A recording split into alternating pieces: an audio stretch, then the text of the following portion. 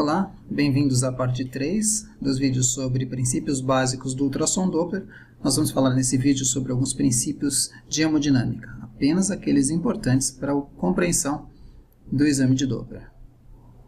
Então, por favor, não se assustem, às vezes o conteúdo pode parecer denso, mas a gente, até o final do vídeo, vai esclarecer o porquê da importância desses conceitos. Basicamente, a hemodinâmica pode ser entendida como a movimentação do sangue em todo o nosso sistema circulatório. Um adulto tem em média 5 litros de sangue, uma bomba central, que é o coração, que impulsiona o sangue por todo aquele circuito de vasos que vão e vêm. Nós temos uma pequena circulação entre o coração e os pulmões, onde o sangue vai ser oxigenado, e uma grande circulação, onde o sangue sai da aorta e volta pela veia cava de volta ao coração. Ao final de tudo isso, nós temos uma rede capilar dotada de uma arteríola pré-capilar que vai ser responsável, basicamente, ser o principal responsável pela resistência periférica ao fluxo de sangue naquele sistema. Os conceitos de hemodinâmica vêm da reologia, do estudo dos fluidos.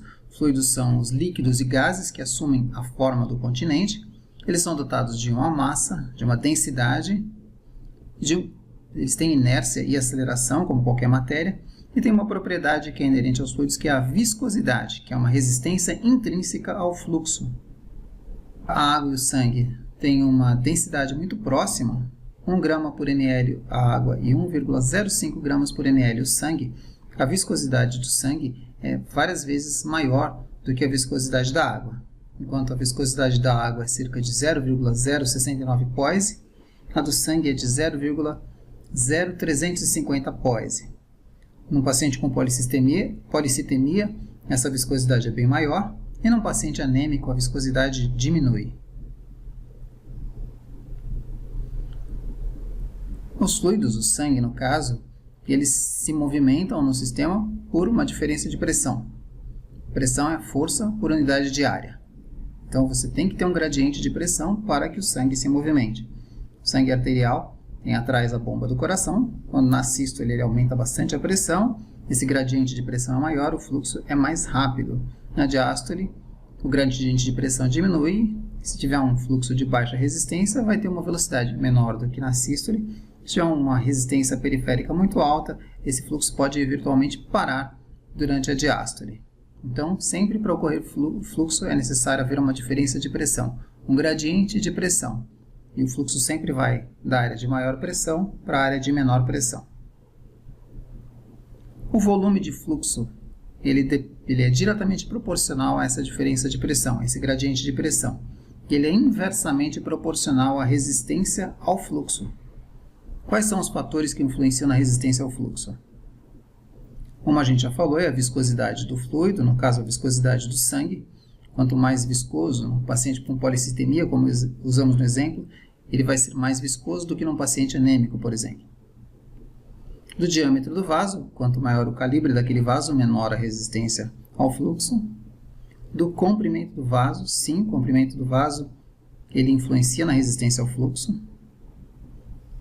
Que a gente pode resumir nessa fórmula. A resistência ao fluxo é 128 vezes o comprimento daquele vaso vezes a viscosidade daquele fluido, dividido por π vezes o diâmetro daquele vaso à quarta potência. Veja como é importante. Uma pequena variação de diâmetro pode aumentar ou diminuir muito a resistência ao fluxo.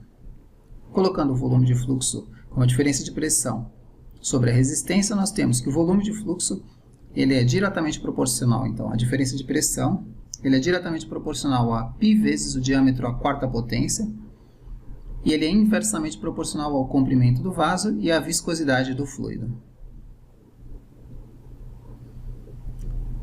No caso do Doppler, é importante a gente lembrar que existe uma dinâmica do ciclo cardíaco que vai variar aquela pressão, né, aquele gradiente de pressão durante a sístole e durante a diástole. Lembrar que a resistência periférica, né, normalmente regulada pela arteríola pré-capilar, é o que vai influenciar mais naquela onda de velocidade de fluxo, e é isso que a gente vai observar quando a gente for falar de análise espectral. Além disso, o fluxo tem uma inércia, com uma baixa resistência, essa inércia é bem evidente, com uma alta resistência, a inércia é menos evidente. E ainda temos a elasticidade dos vasos que influenciam na pulsatilidade, então na morfologia daquela onda de velocidade de fluxo. Então aqui no exemplo, nós temos um fluxo de baixa resistência. Então imagine que durante a sístole, o sangue vai para frente com mais velocidade, tem aquela diferença, aquele gradiente de pressão é maior, e o fluxo vai para frente com uma velocidade mais alta. Em cima nós temos a onda de velocidade de fluxo representada. Durante a diástole, como o fluxo tem uma resistência baixa, mesmo com um menor gradiente de pressão, né, durante a diástole cardíaca, aquela inércia do fluido se propaga e permite que a diástole fique cheia. Você tem fluxo se propagando mesmo durante a diástole. Então essa é uma morfologia de onda de um fluxo de baixa resistência. Esse é um fluxo de alta resistência, resistência bem alta. Durante a sístole há fluxo, durante a diástole não há fluxo. A resistência periférica impede que aquela inércia, simples inércia do fluido, garanta a propagação do sangue naquele vaso. E esse fluxo? É um fluxo obviamente de alta resistência. A resistência é tão alta que o fluxo chega a voltar. Mas como é que o fluxo volta? Devido à elasticidade dos vasos. Então, durante a sístole, o sangue vai para frente. Durante a diástole, existe um refluxo, a velocidade é alta. E como existe uma elasticidade dos vasos, tanto proximais quanto distais, você tem um terceiro componente. Esse é o famoso fluxo trifásico. Então, mais uma vez, durante a sístole, durante a diástole, o fluxo volta um pouquinho, porque tem elasticidade na aorta e nas artérias proximais, e depois, devido à elasticidade dos vasos distais, ainda durante a diástole você tem mais um componente anterógrado, é o fluxo trifásico. Diferença entre fluxo laminar e fluxo turbulento. No fluxo laminar, o fluido, no caso o sangue, ele corre dentro do vaso em lâminas concêntricas, onde as hemácias têm a mesma velocidade. Perto das paredes do vaso existe um arraste, um atrito, onde aquele sangue é mais lento, próximo das paredes do vaso. Conforme ele vai chegando perto do centro do vaso, o fluxo é um pouco mais rápido. Então, por isso que a gente chama de fluxo laminar. Lâminas concêntricas e as hemácias do centro do vaso vão sempre na mesma velocidade, as hemácias mais próximas da parede também, mas a uma velocidade mais lenta. Quando existe uma turbulência, um distúrbio de fluxo, uma bifurcação próximo ao bulbo carotídeo ou após uma placa ateromatosa, aquele fluxo fica turbulento. Se ele ficar muito rápido durante algum ponto, ou ao passar por uma estenose, aquele jato vai turbilhonar o fluxo. No fluxo turbulento, as hemácias vão em direções e velocidades diferentes. Lógico que o vetor é sempre anterógrado, mas existem hemácias indo e algumas até voltando no mesmo intervalo de tempo, em velocidades caóticas. Então todo o espectro de velocidade é preenchido quando você tem um fluxo turbulento. Então, olhando essa morfologia de onda, então um fluxo de baixa resistência, né? O volume de amostra colocado no centro do vaso, a gente vê que nesse ponto, bem no ápice da sístole, a hemácia mais rápida é essa daqui, que provavelmente está no centro, e a hemácia mais lenta é essa aqui, que está provavelmente próximo da parede. Então esse é o espectro de velocidades. Você tem um espectro estreito de velocidades no fluxo laminar. Então você tem uma área, toda uma janela, que nós chamamos de janela sistólica, onde você não tem hemácias mais lentas do que essa daqui. Nesse ponto não tem hemácias mais lentas do que essa daqui. Nesse ponto, essa aqui é a hemácia mais lenta. Quando você tem essa janela sistólica, você sabe que você está olhando para um fluxo laminar.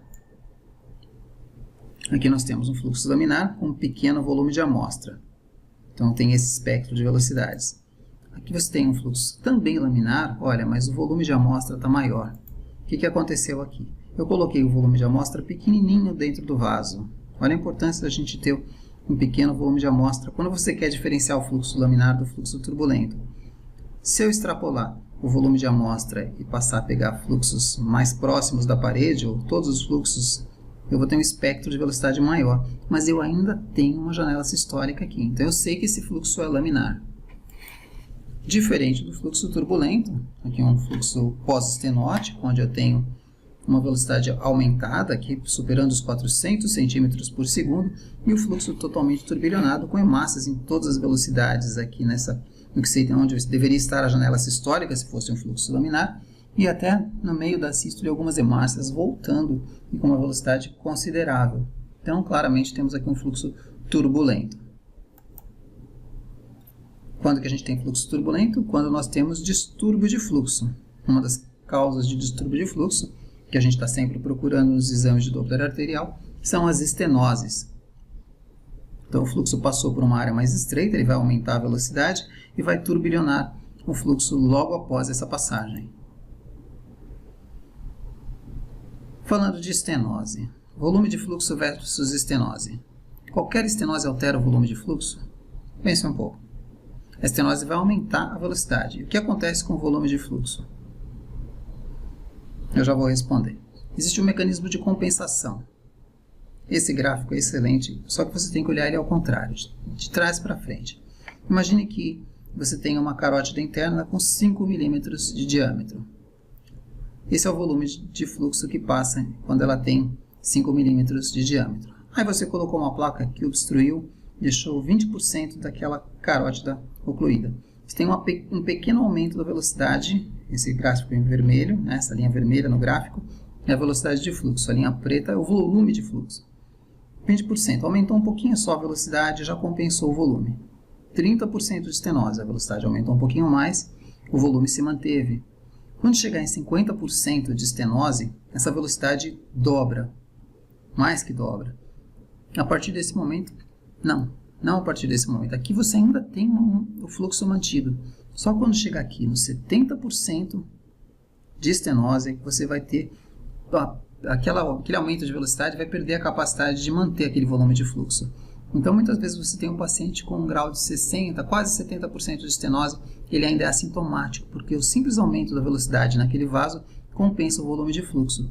A partir de 70%, 80%, 90%, aí você não consegue mais compensar. A velocidade continua aumentando até aqui perto dos 80%, 85%. Aos 90%, veja como a velocidade de fluxo é bem mais alta do que a original, mas o volume de fluxo cai vertiginosamente a partir de 70% e principalmente a partir dos 90%. Quando estiver 99%, mais de 95% de estenose, uma quase oclusão, só nesse ponto a velocidade de fluxo vai voltar a cair. Então a velocidade continua alta até próximo de 95% de estenose. Então aqui um exemplo, né? O fluxo vinha laminar, né? A resistência já começa a aumentar antes de chegar na estenose. No ponto de estenose, o aumento grande de velocidade de fluxo, o fluxo turbilhonado, e logo após a estenose, ainda nos primeiros centímetros, você vai ter uma velocidade alta e um fluxo turbilhonado.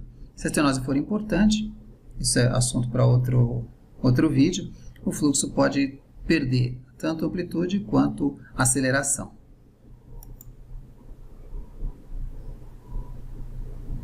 Esse era o assunto desse vídeo, espero que tenham gostado. Vamos falar mais na próxima apresentação.